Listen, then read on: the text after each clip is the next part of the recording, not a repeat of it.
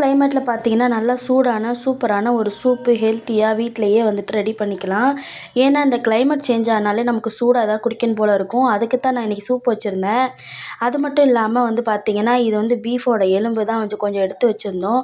அதுதான் இப்போ செய்ய போயிருந்தோம். ஃபாலோ அண்ட் சப்ஸ்கிரைப் பண்ணிக்கிறேன்னா பண்ணிக்கோங்க. நிறைய பேர் சப்ஸ்கிரைபே பண்ணாமல் என்னோடய சேனலை பார்த்துட்ருக்கீங்க.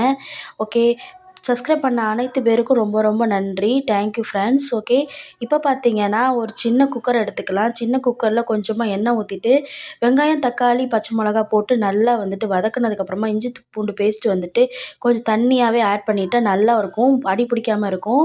இதை ஆல்ரெடி நான் நிறைய வீடியோவில் சொல்லியிருப்பேன். அது மாதிரியே பண்ணிக்கோங்க. இப்போ பார்த்தீங்கன்னா கரம் மசாலா, சிக்கன் குழம்பு தூள் மசாலா, மட்டன் குழம்பு தூள், சீரகத்தூள், அதுக்கப்புறம் மிளகுத்தூள், மிளகாத்தூள் எல்லாமே போட்டுட்டு கொஞ்சமாக சால்ட்டு போட்டு நல்லா வந்துட்டு கறியை போட்டு பெரட்டி ஒரு 4 பெரட்டி மூடி தண்ணி ஊற்றி விசிலில் வச்சுக்கலாம். ஒரு 15 விசிலுக்கு அப்புறமா எடுத்து சூப்பை குடிச்சு பாருங்கள். சுருக்குன்னு இருக்கும். எப்படி இருக்குன்னு கமெண்ட்ஸில் சொல்லுங்கள். ஓகே, சப்ஸ்கிரைப் ஃபாலோ பண்ணிக்கோங்க. Okay, thank you.